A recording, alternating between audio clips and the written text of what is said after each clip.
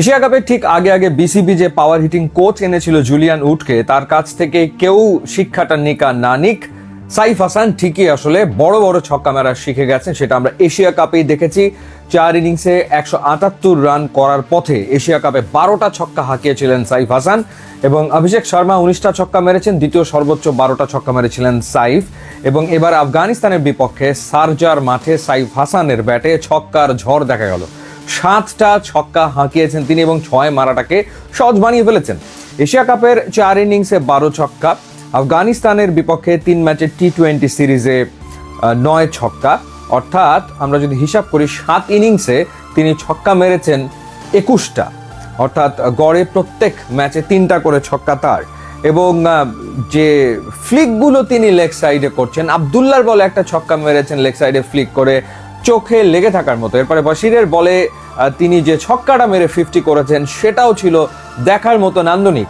কোনো কোনো ছক্কা 90 মিটার, 92 মিটার, 95 মিটার লম্বা হয়ে যাচ্ছে। বিশাল বিশাল ছক্কা তিনি আসলে মারছেন। এবং সবচেয়ে ইম্পর্টেন্ট ব্যাপার, প্রথম দুটো টি-20তে যেরকম নাটক সিনেমা হয়েছে এবং তারপরে বাংলাদেশ ম্যাচ জিতেছে, থার্ড টি-20তেও সেটা হতেই পারতো। ওই রকম নাটকীয় পরিস্থিতি, এরপর হার্টের উপরে চাপ তৈরি হতেই পারতো, কিন্তু সাইফ হাসান সেটা আসলে হতে দেননি।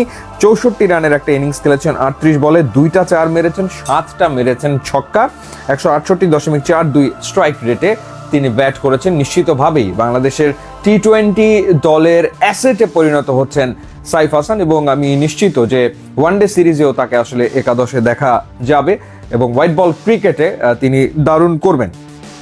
যদি প্রথমে অংশে আসি, বোলিংয়ের কথা বলি, বাংলাদেশের বোলাররা আরও একবার ম্যাচ জেতার মতো গ্রাউন্ড তৈরি করে দিয়েছে।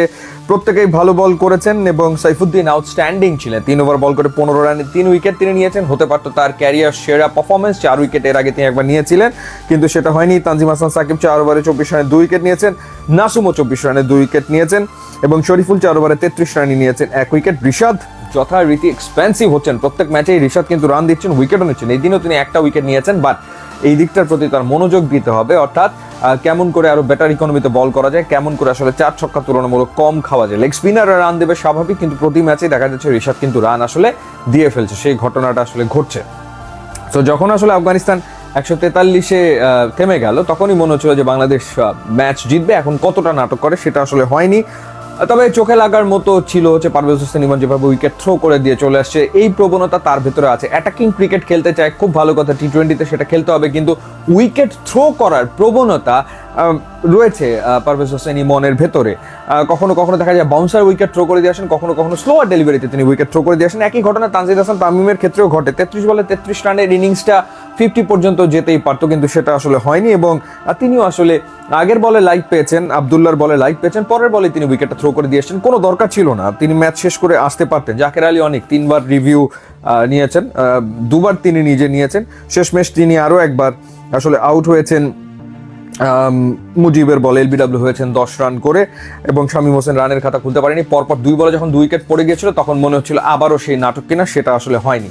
তো আফগানিস্তানের বিপক্ষে বাংলাদেশ 3-0-তে টি-20 সিরিজ জিতলো। এর আগে আয়ারল্যান্ডের বিপক্ষে 3-0-তে জিতেছে, ইংল্যান্ডের বিপক্ষে 3-0-তে জিতেছে, ওয়েস্ট ইন্ডিজের বিপক্ষে গত বছরই 3-0-তে সিরিজ জিতেছে। এবার আফগানিস্তানের বিপক্ষে বাংলাদেশ 3-0-তে সিরিজ জিতলো এবং ওভারঅল হেড টু হেডে ঠিক এই মুহূর্তে বাংলাদেশ 9-7 ব্যবধানে এগিয়ে থাকলে এবং টানা 4টা টি-20তে আফগানিস্তানকে বাংলাদেশ হারালো। সত্যিকার অর্থে সেটা দারুণ ব্যাপার, অর্থাৎ টি-20তে বাংলাদেশে আফগানিস্তানের যে বেটার দল একেবারে প্রমাণ করে দিয়েছে বাংলাদেশের ক্রিকেটারের, কোনো সন্দেহ নাই। এবং এই ম্যাচটাতে স্পেশালি তাসকিন আহমেদ, মুস্তাফিজ, বাংলাদেশের টপ 2জন ফাস্ট বোলারকে বেঞ্চে রেখে তাদেরকে রেস্ট দিয়ে বাংলাদেশ খেলতে নেমেছে। এরপরে আবার লিটন কুমার দাস ইনজুরি কারণে নেই, তাওহিদ হৃদয় খেলতে পারেনি। তো তারপরে বাংলাদেশ আসলে বলা যায় হেসে খেলেই আফগানিস্তানকে আসলে হারিয়েছে। সবচেয়ে বড় ব্যাপার সাইফের ব্যাটিং, সেটা বাংলাদেশের টি-20 দলের জন্য বিরাট এক পাওয়া।